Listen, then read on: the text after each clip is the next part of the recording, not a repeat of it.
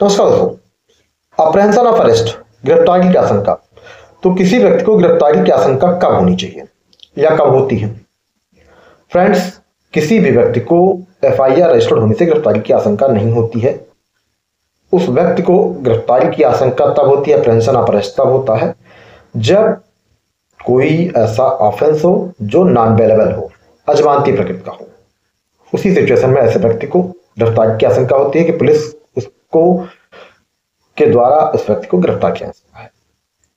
उस सिचुएशन में anticipatory bail एक बेहतर रेमेडी है। दंड प्रक्रिया संहिता 1973 की धारा 438 और वर्तमान में भारतीय नागरिक सुरक्षा संहिता 2023 की धारा 482 में एंटीसिपेटरी बेल का प्रावधान है।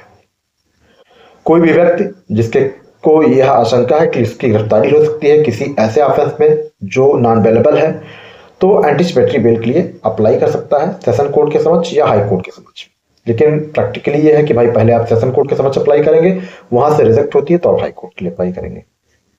अब आती है बात ये कि क्या हर केस में, हर मैटर में आप एंटीसिपेटरी बेल के लिए अप्लाई कर सकते हैं? तो फ्रेंड्स, ऐसा नहीं है।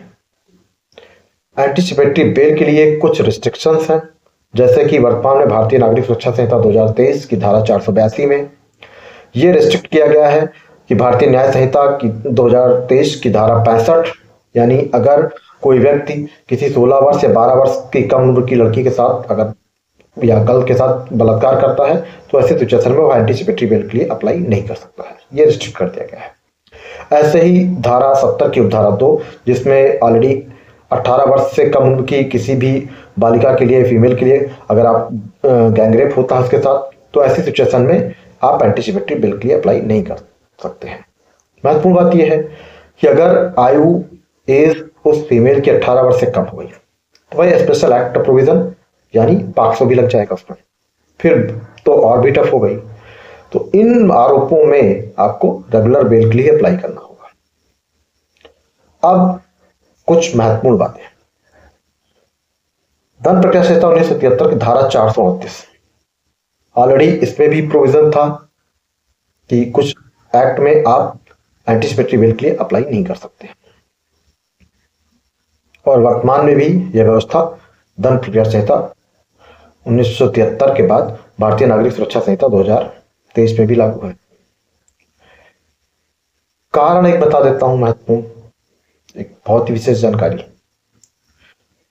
चाहे दंड प्रक्रिया संहिता 1973 हो, चाहे भारतीय नागरिक सुरक्षा संहिता 2023 हो, भारतीय संविधान के 7वीं अनुसूची यानी 7 शेड्यूल में 3 तरह की लिस्ट दी गई हैं।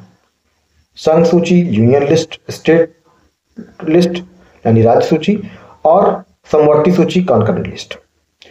तो ये दोनों ही कोड समवर्ती सूची का विषय है, कॉन्करेंट लिस्ट का विषय है। यानी प्राथमिक, जैसे आप कह रहे हैं कि संसद ने भी द्वारा भारतीय नागरिक सुरक्षा संहिता 2023 को बनाया, इसके बाद अब स्टेट इसमें चाहे तो जैसे 482 है, इसमें कोई अतिरिक्त प्रोविजन जोड़ सकती है कि इस एक्ट में, इस कोड में आपको एंटीसिपेटरी बेल नहीं दी जा सकती है।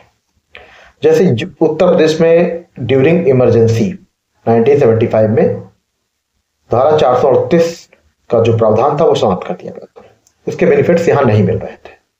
2019 में दोबारा से एक बार एंटीसिपेटरी बेल के लिए प्रोविजन बनाया गया, लेकिन उसी समय धारा 438 की धारा 6 में यह प्रावधान कर दिया गया कि इन एक्ट में, सेक्शंस में आप एंटीसिपेटरी बेल के लिए अप्लाई नहीं कर सकते हैं। तो अब सबसे महत्वपूर्ण बात कि ऐसा नहीं है कि अगर आपको अप्रहेंशन ऑफ अरेस्ट है किसी भी नॉन बेलेबल ऑफेंस के संबंध में, अगर ये आपको डर है कि आपकी गिरफ्तारी हो सकती है, तो उस सिचुएशन में आप एंटीसिपेटरी बेल के लिए अप्लाई कर सकते हैं।